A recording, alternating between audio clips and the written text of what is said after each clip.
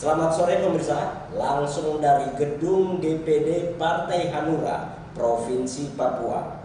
Saya Alpa Cinoli akan memandu perbincangan menarik bersama narasumber kami dalam ulasan tokoh muda Partai Hanura Provinsi Papua. Nah, kali ini hadir bersama saya 3 kaum muda dengan latar belakang yang menarik. Saya akan memberikan waktu untuk memperkenalkan satu persatu yang mungkin dari ujung ini. Silakan. Baik, terima kasih. Selamat sore Bapak, Mama, saudara semua di seluruh persada tanah air Papua. Saya Riki Baroka, Wakil Ketua 1 DPD Partai Hanura Provinsi Papua. Oke, terima kasih sudah bisa hadir di tempat ini. Terima kasih. Kemudian bisa dilanjutkan. Selamat sore untuk semua. Saya Burhan William Satya. Saya sebagai pilot muda yang akan bergabung dengan Partai Hanura. Terima kasih. Silakan. Baik, halo semua. Terima kasih. Nama saya Jimmy Gumur. Saya sekretaris di Hanura Papua. Terima kasih. Terima kasih sudah bisa memberikan waktu untuk kita bincang-bincang eksklusif hari ini ya. Baik, From Zero to Hero merupakan tagline terbaru daripada Partai Hanura yang disematkan khususnya untuk para kadernya, dan ini menjadikan pemacu semangat untuk para kadernya. Perlu juga kami informasikan bahwa Ketua Umum Partai Hanura Provinsi Papua, Bapak Kenny, pakai panggilan akrabnya atau Bapak Kenius Kogoya, merupakan tokoh muda yang juga sebagai salah satu kader terbaik untuk saat ini yang memimpin kepengurusan DPD Partai Hanura Provinsi Papua. Dengan dedikasi beliau serta loyalitas tinggi menghimpun kaum muda guna membangun Papua lewat wadah Partai Hanura tentunya. Seperti yang telah kita tahu bahwa jargon daripada Partai Hanura Provinsi Papua sendiri, bersama Hanura kita bangun Papua. Nah, ini cukup menarik dan cocok dengan topik kita kali ini dengan tokoh muda. Nah, ini mungkin ada pertanyaan awal nih yang saya akan lemparkan ke bung semuanya. Mungkin apa sih yang bisa kita cermati di kepengurusan kali ini? Mungkin dari Pak Sek mungkin? Baik, kalau untuk kepengurusan, untuk yang kami ya. Iya. Saya kebetulan ya mungkin yang mungkin nanti Pak Riki lah wakil satu yang. Oh, dilemparkan lagi. Makanya belum siap atau masih ada? Yang susul kan dari organisasi. Oh iya. Saya dengan Pak Tuhan belakangan. Silakan Bung Rek. Dari Pak Seki tugasnya tuh Oh iya, bagian tangan ketika saya sudah bikin barang itu nomor Iya. Oke. Ini yang lebih tahu persis secara detail. Oke, silakan. Jadi begini Bung, kepengurusan Partai Hanura Provinsi Papua di bawah kepemimpinan tokoh muda kita Bapak Kenius Kogoya SPMSI, ini tokoh muda yang luar biasa. Beliau seorang tokoh muda yang rendah hati. Beliau selalu ada bersama-sama dengan kita. Kapan saja ada komunikasi enak bersama-sama dengan Bung Jimmy selaku sekretaris. Dalam kepengurusan Partai Hanura Provinsi Papua untuk periode 2020-2025, dalam kepengurusan kita itu dari wakil-wakil ketua sampai dengan wakil-wakil sekretaris dan seluruh kursi ada Partai Hanura ini didominasi oleh kaum muda. Kenapa kaum muda? Pak Kenius punya mimpi ke depan bahwa masa depan Papua itu harus dikendalikan oleh orang muda. Maka kenapa Pak Kenius taruh saya di situ untuk memikirkan supaya partai ini ke depan harus dipimpin oleh orang muda. Kita terinspirasi atau berangkat dari pengalaman Soekarno. Dia meminta kepada bangsa ini untuk memberikan 10 pemuda, dia akan menyiapkan konsep itu yang kita mau pakai juga untuk bagaimana masa depan Papua ini hari pemuda. Maka dalam kepengurusan kita kali ini di Partai Hanura periode 2020-2025 di bawah kepemimpinan Bapak Kenius dan Pak Jimmy sebagai sekretaris ini didominasi oleh kaum muda, baik laki-laki maupun perempuan.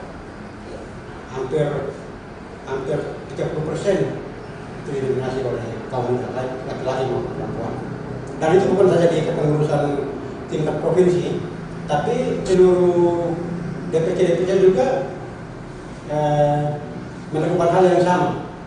Jadi tidak hanya ini kami di jenjang kepengurusan tingkat DPD, tapi sampai pada tingkat DPC 29 kabupaten kota. 29 kabupaten kota.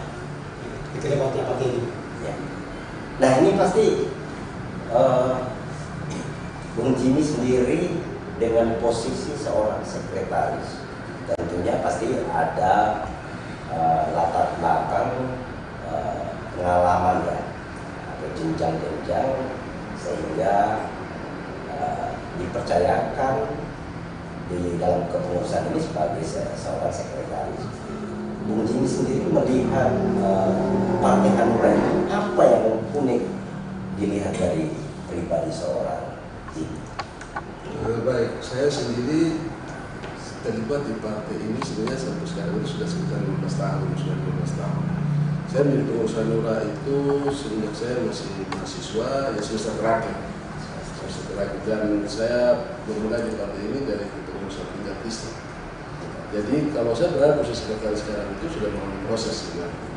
Saya di tingkat distrik, waktu itu di BAC Herang, distrik Herang di sini. Kemudian di kota sebagai pengurus kota Jayapura, sekretaris. Kemudian di kepengurusan DPD dan posisi sekarang sebagai sekretaris. Sehingga kalau keunikan dari Partai Hanura mungkin yang pertama karena orang lihat itu dari nama partai sebenarnya, hati nurani. Itu sebenarnya menunjukkan orang untuk bagaimana walaupun ini partai yang selalu dianggap mungkin ada hal yang negatif, tapi sebenarnya ada hal yang baik dari partai politik di sini. Jadi mungkin nama itu mendorong orang untuk bisa terlibat di organisasi terus berperan. Jadi menuntut untuk orang yang dalam partai ini bekerja atau beraktivitas menggunakan hati. Bung Jimmy sendiri sudah langsung terjun ke Partai Hanura sendiri atau sebelumnya dengan partai-partai lain? Saya sebelumnya tidak di partai mana-mana. Saya awal mulanya dari situ. Kalau Bung Riki sendiri pengalaman menginjakkan kaki di dunia politik berapa lama dan untuk pengalamannya pastinya di luar dari Partai Hanura itu sudah ada. Iya, Bu. Kalau saya sih pasti pengalamannya sebagai anak muda mungkin baru sekitar 20 tahun. Wow, itu sudah cukup matang ya. Karena di PKDI, Partai Kasih Demokrasi Indonesia, kemudian berubah nama menjadi Partai Kesatuan Demokrasi Indonesia.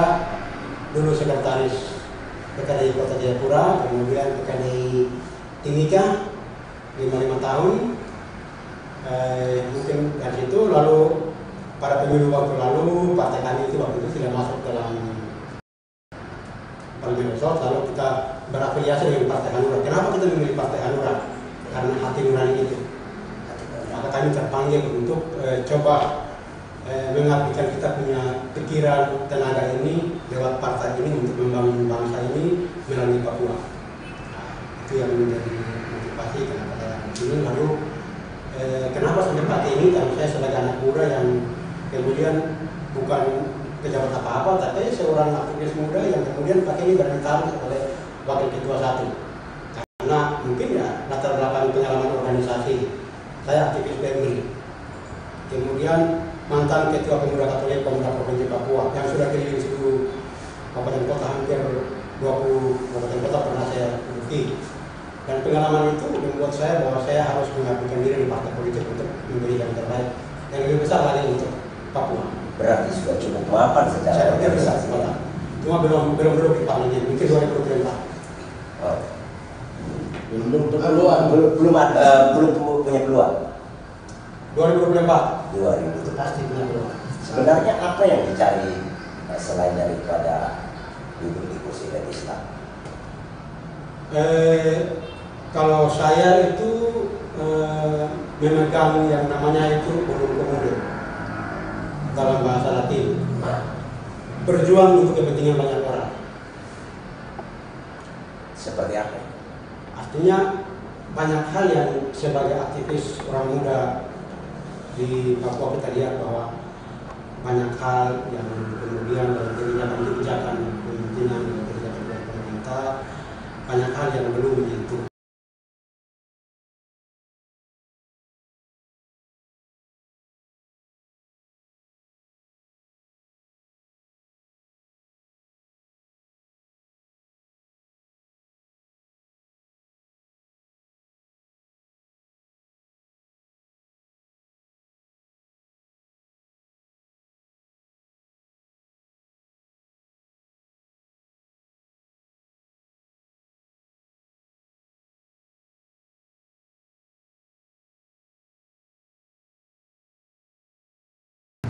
Pastinya kan sudah tahu seluk-beluk saya ketika masuk dalam partai, saya tahu resikonya seperti apa. Mungkin bisa Ya, bagi seorang politisi itu pasti tahu resiko terlibat dalam dunia politik. Ya, suka duka, dukanya lebih besar. ya. Sukanya itu ketika kalau sudah menduduki sebagai anggota DPR, ya pasti kita sudah bisa menyampaikan aspirasi kita. Tapi ya selama ini walaupun dalam juga yang cukup panjang dari pengalaman kita berpartai politik, ya, saya pikir ada sesuatu yang bisa kita banggakan dalam kita berpartai, khususnya partai hanura. Bung Jimmy sendiri dengan pertanyaan yang sama. Kalau saya sih, saya selalu bilang kepada teman-teman, kalau risiko orang terlibat dalam politik apa politik, itu pertama partai politik itu tidak memiliki kita gaji, kita tidak memiliki gaji. Yang ada pada kita itu kita berikan. Jadi kalau kita yang terlibat di partai hari ini itu sudah resikonya. Yang kedua bahwa akan ada banyak intimidasi, teror. Ketiga, kita di partai ini mengeluarkan statement yang mungkin bertentangan dengan kepentingan tertentu. Itu resiko-resikonya. Ya bahkan ada juga yang diancam dan lain-lain ketika mengeluarkan hal-hal yang mungkin kurang yang bertentangan lah. Jadi itu resiko-resikonya banyak. Kemudian kalau pribadi kita yang di politik ini ya biasanya resikonya pada pribadi kita mungkin dengan keluarga dianggap bahwa ya partai politik ini tidak punya gaji. Ya. Sehingga kalau teman-teman yang di politik, kalau partai politik sebenarnya satu saja untuk soal kita bisa punya pendapat aja, dia jadi pengusaha. Kalau tidak ya begini, karena partai kita tidak punya duit di sini. Kalaupun partai hari ini punya duit, ya tergantung daripada berapa jumlah kursi yang ada di DPR. Itu saja. Dan tergantung daripada duit kita masing-masing. Tadi kan Bung Jimmy sampaikan dan kita menuntut terlebih harus apa yang kita bisa berikan kan seperti itu ya. Kira-kira apa ya Bung Jimmy inginkan untuk memberikan dedikasi itu dalam partai di situ? Baik, mungkin saya kembali dulu soal definisi partai. Partai ini kan politik itulah itu kekuasaan.